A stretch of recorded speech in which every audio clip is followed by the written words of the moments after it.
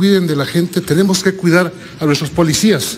Y en esto ha fallado el Estado mexicano, en sus 3 niveles de gobierno, no solo el federal.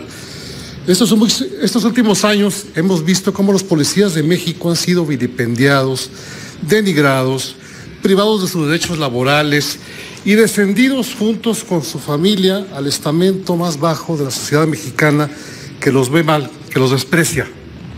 Y sin perjuicio de aquellos policías que tienen un mal comportamiento, que es otro tema, sí debo decirlo a toda voz, que es preciso rectificar esa actitud del Estado mexicano.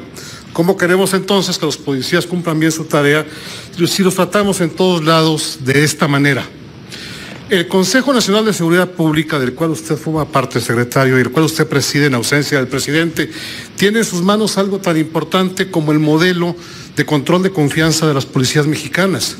Un modelo que urge revisar, que urge actualizar, porque, por ejemplo, para ver la confiabilidad de un policía se les hacen pruebas, entre otras, de salud física y salud mental. ¿Y qué pasa cuando no las aprueban? Son despedidos en vez de ser atendidos médica o psicológicamente. ¿Y qué decir del polígrafo? Un tema que ya toqué hace un año, que es una prueba muy fina, muy precisa, que aplicada masivamente da muchos falsos negativos y falsos positivos. Yo fui jefe policíaco hace años en Guadalajara y cuando empezaba esto y veía con espanto cómo policías decentes, honestos, tradicionales reprobaban esa prueba y los más lacras la aprobaban y ahí siguen, ¿no? Entonces creo que es un modelo que está fallando y que es preciso revisar, sobre todo por justicias hacia nuestros elementos y para que ellos den mejores resultados. Y también debo hablar de las pruebas toxicológicas que hay que depurar y de una prueba que se ha ignorado o que no se ha dado la debida atención, que es el estudio socioeconómico, que a mi ver es la que más sirve para detectar si un policía tiene o no un buen comportamiento. De tal manera, secretario, que yo lo urjo a nombre de los policías de México y me arrogo esa representación como jefe que fui de un grupo de ellos, para que se revisen a la brevedad el modelo de control de confianza y se les trate mejor y se tengan más elementos para poder definir quién es confiable o no según el sentido de las preguntas y así tener en nuestro país mejores corporaciones. De tal manera que ya en concreto, para no darle vueltas al tema, mi pregunta en particular es ¿qué se está haciendo o qué se va a hacer con ese tema que a mi ver es muy importante? Aclarando que para mí la seguridad no es un tema policíaco, es un tema de justicia social y de educación, pero que tiene su vertiente policíaca que es preciso atender. Gracias, señor. Gracias, diputado Macedonio. Para dar respuesta tiene la palabra el licenciado Miguel Ángel Osorio, hasta por 3 minutos. Diputado, gracias, presidenta. Usted ha hablado, y su experiencia así lo determina, del tema fundamental, la profesionalización. Pero además lo hizo en un marco que yo agradezco. Usted ya lo hizo en nombre de los policías de México, yo lo hago también. De la Policía Federal, de los soldados, de los marinos y de los policías estatales y municipales que sí cumplen con su labor ante las dificultades que ellos tienen. No solo se debe pensar en cómo someterlos a la actuación debida, a los protocolos, a los controles internos o de confianza.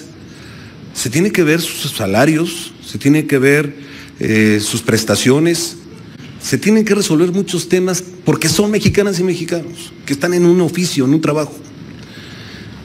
Por eso es que hace como 2 meses, no, van a ser como 3 meses, diputado, le dimos a cada estado, qué es lo que tienen, cómo están su diagnóstico policía por policía. Es un trabajo impresionante. ¿Cuántos policías, cuánto les pagan, su grado de escolaridad, sus percepciones, absolutamente todo? ¿Y qué tienen que hacer? No solamente el diagnóstico, ¿qué tienen que hacer? Los tiempos para hacerlo. Y si todos cumplieran con ese proceso, si se quedan municipales, se quedan estatales, no importa, que se cumpla con lo que se tiene en ese diagnóstico, entonces las cosas podrían ser diferentes. Y por eso coincido completamente con usted. Y sobre el modelo de control de confianza, mire, recuerde que fue en la crisis de violencia del 2007-2008 que la sociedad civil empezó a participar en el tema Me recuerdo que quien traía el tema del polígrafo era Alejandro Martí, y que empezó este modelo, que fue parejo para todos. Así estaban las cosas en ese tiempo. Y entonces, no importaba si era una secretaria que estaba como secretaria de un oficial en un edificio, se le hacían pruebas de polígrafo como si estuviera en campo investigando o persiguiendo a los delincuentes. Y al paso de los años con la propia sociedad, hemos visto que este modelo no funciona. Tiene que hacerse diferente, de acuerdo a la responsabilidad. No podemos pedirle incluso que una persona esté en óptimas condiciones físicas si su trabajo es en un escritorio, si no sale a hacer trabajo de campo o no contiene un problema social. Entonces, hoy, y con esto termino, el polígrafo ya no se ocupa para todas las mediciones. Hoy solamente es para los jefes policíacos. Hoy son diferentes niveles. Hemos pugnado mucho por los controles internos. Esto nos permite ver si el policía con una percepción está teniendo otro tipo de patrimonio. Eso se hace a nivel mundial, lo estamos haciendo ya.